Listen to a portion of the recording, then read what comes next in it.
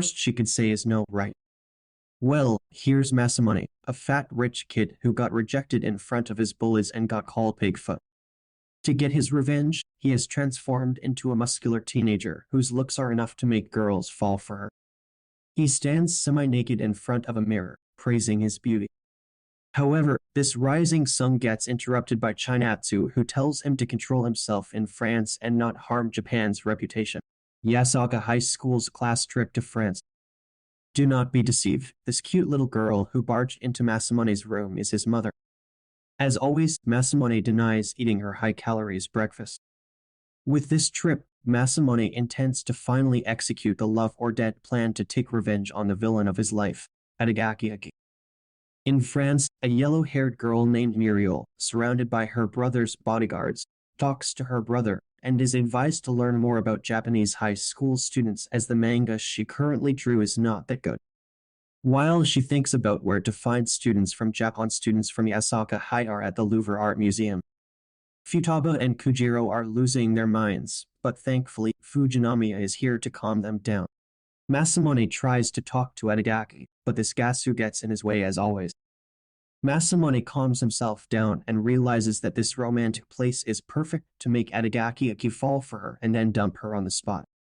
To his surprise, Adagaki herself approaches him and asks if he could spare some time during their free periods, as she needs to talk to him. Before he could answer, she starts leaving, and when Masamune tries to go after her, he bumps into Muriel. She has finally found the Japanese high school students and tells Masamune that he will be her Chikuwa-kun. After watching lots of anime and manga, she was able to learn the Japanese language. Adagaki and Masamune immediately understand that Muriel is, without a doubt, an otaku. Her brother works in Tokyo and through him, she gets a lot of manga. She wants to write a rom-com about Sumire, the heroine, and Chikuwa, the hero. She requests Masamune to be the model for her manga and tell her all about the Japanese high school boys. As you can see, Muriel is a cute girl, so, of course, Masamune will have to comply. However, the cruel princess by her side and his dedication to love or death plan force him to apologize and excuse himself. He tells her that they wouldn't have enough free time, and whatever free time he has, he already promised to go out with Adagaki. Futaba notices that Kujiro is finally approaching Fujinami, and this time, he might share his feelings. However, the mood set by this painting is ruined when all Fujinami could think is why the people in this painting are topless. She wants to lend something to them so they don't feel cold. Before he could say anything, Adagaki and Masamune enter the museum and are apparently beaten from all the running. They look around the museum and are relieved to know that no one is following them. Turns out, when they were walking away after rejecting Muriel's requests, a few men in black suits surround them and lead them to a secluded tunnel. They force Masamune to talk to this guy on a video call who introduces himself as Frank Besson, Muriel's brother. He addresses Masamune as Chikuwa-kun and threatens him to accept Muriel's request and teach her all about manga if he really wants to stay safe along with this girl. Masamune tells his master, Yoshino, that now they have to spend their free time with that eye-patched otaku. Masamune thought that Yoshino talked Adagaki into inviting him to talk, but turns out it wasn't her doing. They are surprised that Adagaki did it by herself. Yoshino promises to cooperate by keeping creepy obstacles like a certain creepy fiancé out of the way. Later in his room, Gasou's roommate is waiting for Gasou to come out of the shower while he thinks about how he has to get rid of Masamune so he can charm Adagaki and use her money to preserve the Gasou name and status. I think you missed something. As you can see in the shower scene, Kanetsugu Gasou turns out to be a girl. Using love to catch money, Gasou calls this brilliant plan as fishing. Adagaki and Masamune could not sleep for even a second last night, and now they are heading off to meet Muriel. They turn down their friend's proposal to tag along. However, Futaba needs to inform their families in case they don't make it back. They meet up with eye-patched otaku in front of the Eiffel Tower. Muriel was trembling with excitement last night while the other two were also trembling but with fear. They brief Muriel about her previous work that Chikuwa asked Sumire 3 panels ago, and they are already dating. A rom-com anime has to prolong this, as once they both fall for each other, 80 of the story is over. For example, it took 3 seasons for Kaguya and Shirogane to finally end the Great War of Love. She asks why they need to tease this much, and as she is talking about kissing, the situation turns romantic all of a sudden. However, Adagaki intervenes and breaks them apart, telling Muriel that the Japanese cannot tell someone else their feelings as easily as French people. There could be several reasons for that. For example, something from the past is holding them back. Muriel asks if they are talking about each other, but they both nervously steer her on-point assumption away. Adagaki tells her that they will now show her how things are done in a Japanese rom-com. Now she is struggling with how to show it. Meanwhile, Fujinami, Futaba, and Kujiro are enjoying lovely French cuisine. Futaba asks Fujinami if she still likes Masamune. With a very political speech, she declares that Masamune will also suffer like her one day. However, she is sort of looking forward to that day, and at the same time, she is not.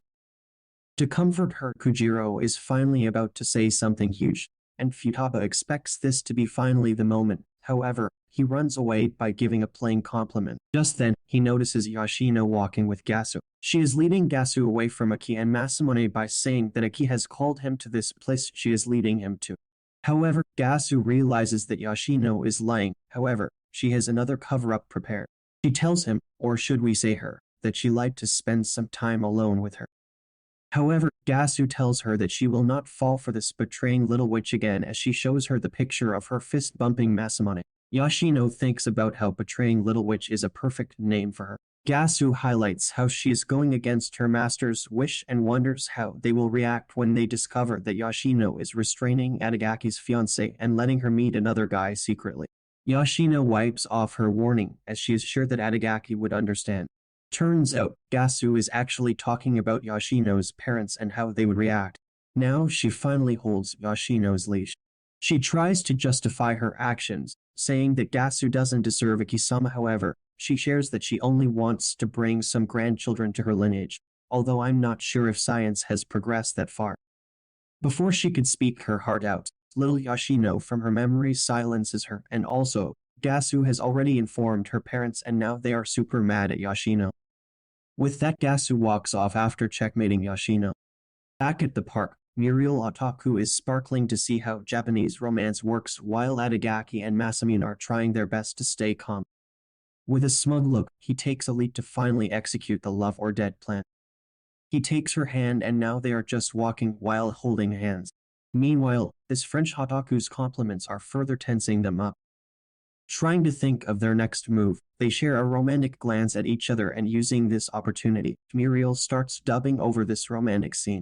Masamune notices that his hand is sweating, however, so is the hand of the cruel princess.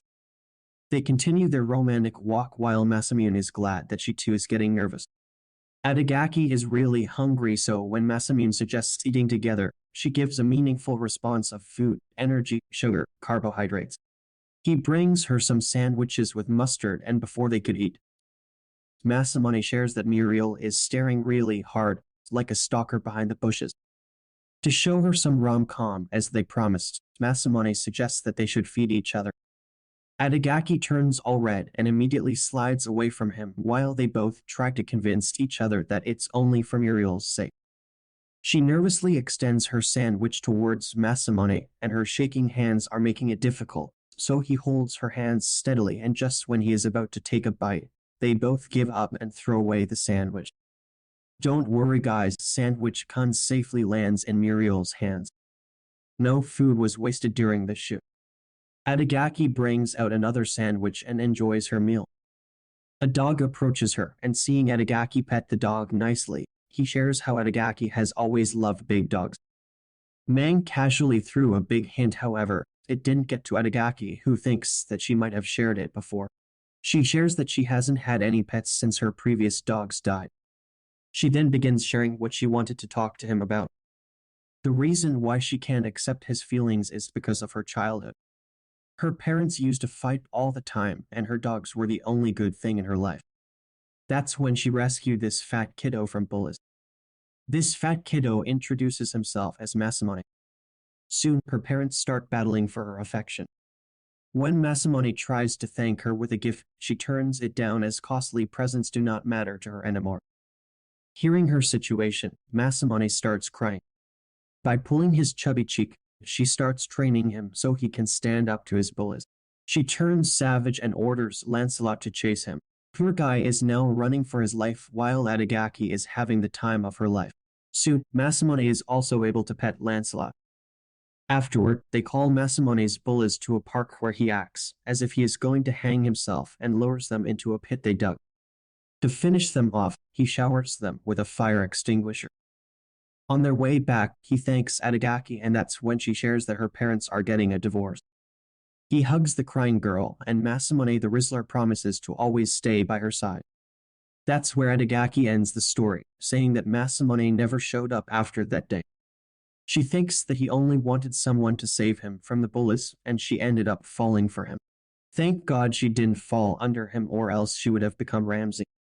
His puffy cheeks and tubby tummy, she liked everything about him. Adagaki thinks that the rude Gasou from her childhood is Masamune. However, what angers him more is how her story is completely different from his memories. To avoid getting broken-hearted again, she turns down Masamune's proposal. After that day, Masamune gathered flowers for her to cheer her up, and just then, the bullies ambushed him. He ran towards her house, and just outside her room's window, they catch up to him and destroy the bouquet. As he tries to defend Adagaki when they mock him by saying that she won't come to his rescue, she appears at the window, silences them, and tells Masamune that she will never fall in love with him. She even calls him Pigfoot. His heart is shattered like the flowers, but at least the bullies got something to laugh about. He is angry over how Adagaki is trying to become the victim here and asks why she chased him away and called him a pig's foot. She has no idea what he is talking about. He then tells her that she deserved everything she got, and this hurts her a lot, so she leaves. Gasou sees sad Adagaki on her way back to the hotel and approaches her, but she runs away. Meanwhile, Muriel gets a call from her brother, so she tells him that they are done for the day. Masamune tells Fujinami that he had a fight with Adagaki. Adagaki finds Yoshino and starts crying while hugging her. Yoshino remembers how the same thing happened 8 years ago as well. Yoshino gets an earful from her fellow housekeeper about her dad being mad at her while the sparrows by the window enjoy the drama as if ready to gossip. Like every other school day, students push each other to get their lunch first while a small Yoshino forces her way out of the crowd carrying the bag of lunch for Aki only to get a call from a stuffed Aki to get her more food. Masamune is busy chanting about muscles being the priority when he gets sprayed by Yoshino, who calls his sound creepy.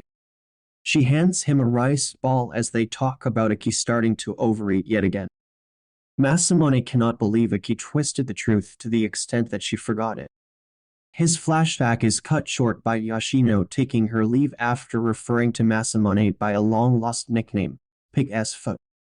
Kanetsugu is busy on call trying to get more time to arrange money when Yoshino passes through the corridor, and of course, she would not leave a chance to mock Yoshino for being a traitor. Yoshino walks away unbothered. Masamune daydreams about expressing his love and support to Aki even if she is fake and has given herself the role of a tragic heroine. As everyone cheers for the reunited couple, Masamune slips down his chair into the reality of his classroom. Fujinami helps him get up and requests him to accompany her to an appointment in place of Shinnu. The two then take a walk where she makes him comfortable enough to express his thoughts. On the walk back, Masamune shares the whole Paris incident and how his plane got a little off-road with a weird revelation from Aki's point of view.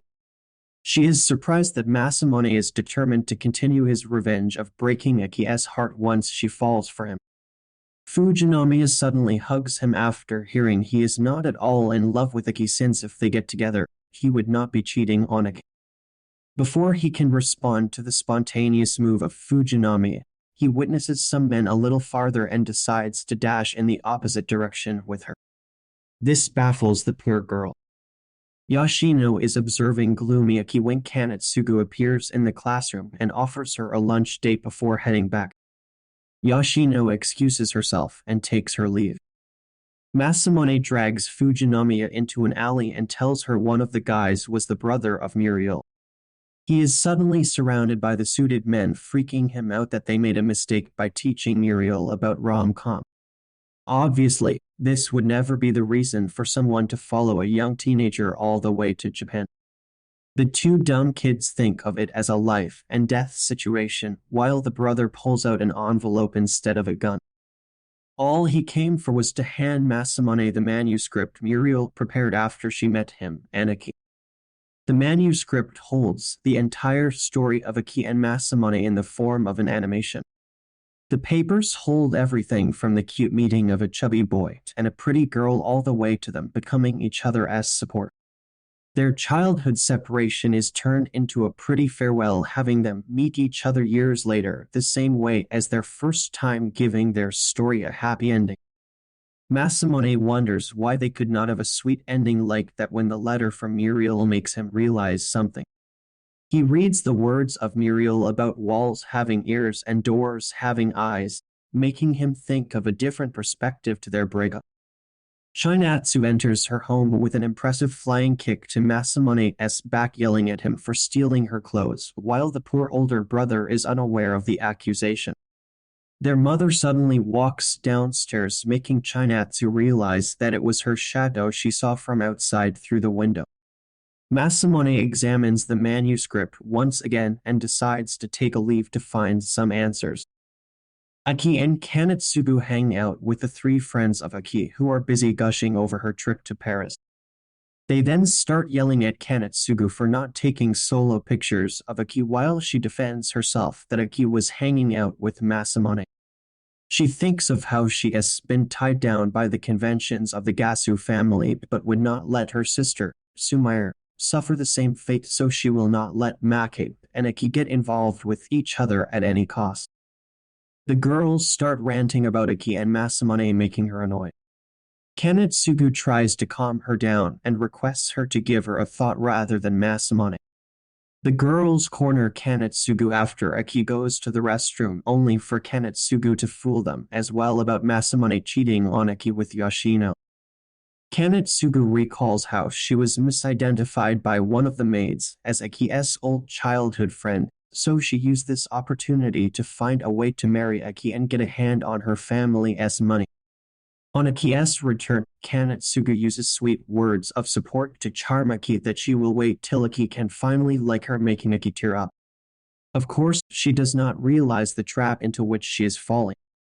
Masamune visits Yoshino in the mansion and talks about how he would not let Aki get away with the rejection and her feigning ignorance about knowing his bullies used to call him Pig's Foot. He suddenly steps forward, talking about the possibility of Aki telling the truth, as he thinks that the voice that rejected him did not exactly sound like Aki's. He continues talking about Aki mentioning a little girl their age living in the mansion but not coming out due to chickenpox, who used to watch them from the windows. Masamune puts out his final question: if Aki is unaware of him being called Pig's Foot by his bullies, how come Yoshino refers to him with that name? Masamune looks for answers that would clear his doubts and clear the scenario once and for all. Yoshino initially denies any such thing, making him stammer that of course he is not suspicious about her, but Yoshino cuts him off, announcing she has been lying. Kanetsugu fools Aki's friends into joining hands with them, making Aki fall for her and forget about Makabe. She comes up with a plan to have them help avoid Yoshino and Makabe to be near Aki so she can charm Aki. Her plan obviously revolves around removing Makabe from the equation and keeping all this away from the smart head Yoshino, who will easily figure the plan out. She then takes Aki on a stroll around and asks her to choose wherever five she wants to go, when she shyly expresses wanting to go to the carnival. Kanetsugu likes the plan and hopes Yoshino or Makabe don't find them there, but Aki tests Yoshino about it. Upon knowing about the date, Yoshino decides on hurrying about the truth revelation. She finally tells Masamune that she hated his existence, so she decided to do it all. He cannot comprehend how Yoshino could possibly hate her. Yoshino shares her point of view. When she had chickenpox, she used to think of what Aki must be doing, as she was sure only she can handle the bratty nature of Aki and no one else could be friends with her. But during her isolation days, she noticed the two bonding like never before. The bothered feeling finally turned into hatred when Aki got sick and ranted to Yoshino about having Masamune now, who will always be there for her as her ultimate support. This broke the poor little Yoshino, who spent her entire life trying to be there for Aki in every way, but Aki did not bother to think about her. This is why she decided to use the wig of Aki's doll and break ties with Masamune. It was later that Yoshino realized she broke Aki during her possessiveness and regretted her decision, but Masamune was nowhere to be found.